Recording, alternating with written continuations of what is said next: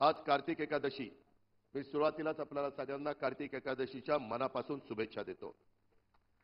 पुण्याच्या ऐतिहासिक पावनभूमीमध्ये पुणे जिल्ह्याच्या आणि शहराच्या पिंपरी चिंचवडच्या महायुतीच्या उमेदवारांची जाहीर सभा आज मोदी साहेबांच्या उपस्थितीमध्ये या ठिकाणी होतीये। प्रचंड संख्येने पुणेकरांनी प्रतिसाद दिलाय, त्याबद्दल पुणेकरांना मी मनापासून धन्यवाद देतो, मनापासून आभार मानतो।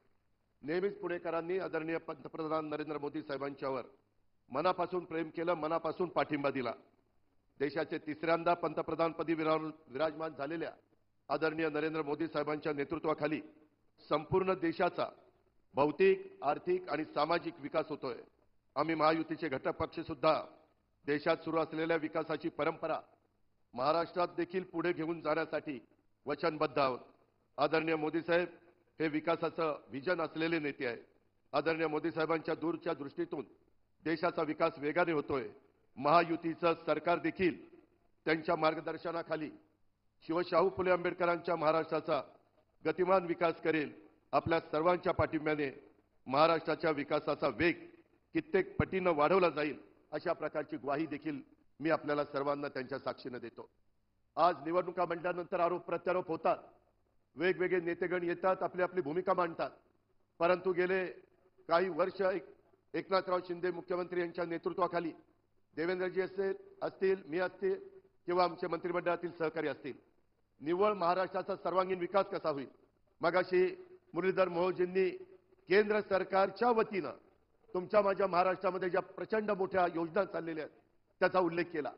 मला पुणेकरांना सांगायचंय आणि या सभेच्या माध्यमातून महाराष्ट्राला सांगायचंय, देशात तिसऱ्यांदा पंतप्रधानपदी विराजमान होण्याचा मान या देशातल्या 140 कोटी जनतेने मोदी साहेबांना दिलेला आहे। आज ते तिथं विराजमान झालेले आहेत।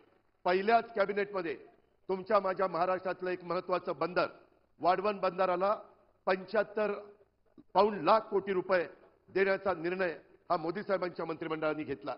खूप महत्त्वाचा निर्णय। जगातली 10 बंदरं आहेत, त्याच्यातलं एक ते बंदर होणार आहे। एवढीच चांगली साईट तिथं आहे। 25 वर्ष कुणाला करता आलं नाही ते त्या ठिकाणी मोदी साहेबांनी करून दाखवलंय। आपल्याला आपल्या राज्यामध्ये पुन्हा महायुतीचं सरकार आणायचंय।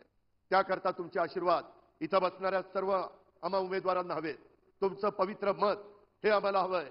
आमची खूण आहे, काही ठिकाणी कमळ, काही ठिकाणी धनुष्यबाण आणि काही ठिकाणी घड्याळ। हे खूण आपण लक्षामध्ये ठेवा आणि त्याच्यातून काम करत असताना आम्ही ज्या योजना दिल्या, ज्या योजना आज महाराष्ट्रामध्ये लोकप्रिय झाल्या, मग माझी लाडकी बहीण योजना असेल, 2,30,00,000 गोर गरीब महिलांना सर्व जाती धर्माच्या या योजनेचा लाभ देण्याचं काम आम्ही करतोय। आज त्यांना त्याचा लाभ मिळतोय। दिवाळी साजरी झाली, बाजारामध्ये चांगल्या प्रकारचा उठाव पाहायला मिळाला। माझ्या शेतकऱ्यांना 3, 5, 7.5 हॉर्सपावरची मोटार आपण तिथं वीज माफी केली।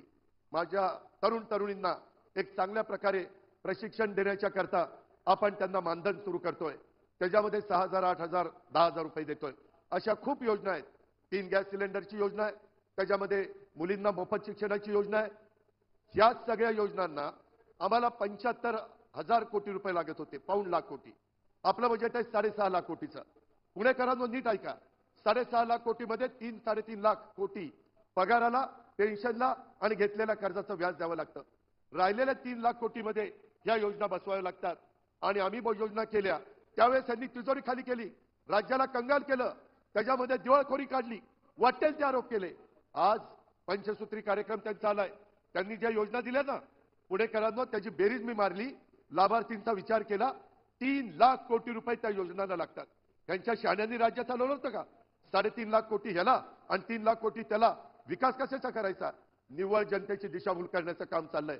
मी पंतप्रधानांच्या साक्षीने तुम्हाला सांगतो, आजपर्यंत आम्ही जे बोललोय ते खरं बोललोय। वचनपूर्तीचं राजकारण केलेलं आहे आणि त्याच्यामध्ये एकनाथराव, देवेंद्रजी, मी आणि माझे सहकारी कुठं कमी पडणार नाही हा शब्द देखील मी तुम्हाला देतो। आणि इथून पुढच्या काळामध्ये राज्याला प्रगतीपथावर नेत असताना देशाचे पंतप्रधान नरेंद्र मोदींचा तुमच्या माझ्या राज्याला मोठ्या प्रमाणावर विकासाच्या बाबतीमध्ये कसा फायदा करून घेता येईल याकरता हे महाराष्ट्र सरकार कुठं कमी पडणार नाही याबद्दलची ग्वाही देतो। त्याकरता आणि आपण सुरू केलेल्या योजना पुढे 5 वर्ष चालवण्याच्या करता तुम्ही महायुतीच्या सन्माननीय उमेदवारांना तिथं कमळ, घड्याळ आणि धनुष्यबाण त्याला आपलं पवित्र मत देण्याचं मी आव्हान तुम्हाला सगळ्यांना करतो।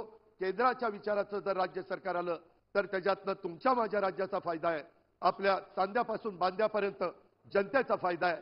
तो फायदा आपण मोठ्या प्रमाणावर घेण्याच्या करता ते तुमच्या हातात आहे, तुमच्या पवित्र मतामध्ये.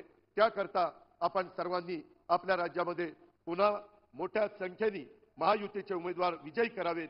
गेल्या वेळेस खूप मोठी ताकद आपल्या जिल्ह्यांनी, आपल्या शहरांनी या महायुतीला दिली. त्याच्यामध्ये आणखीन वाढ करण्याचा प्रयत्न करा. तुम्ही टाकलेल्या विश्वासाला आम्ही उमेदवार कुठेही तडा जाऊन देणार नाही, हा शब्द मोदी साहेबांच्या साक्षीने देतो आणि आपल्या सगळ्यांची रजा घेतो. जय हिंद, जय महाराष्ट्र.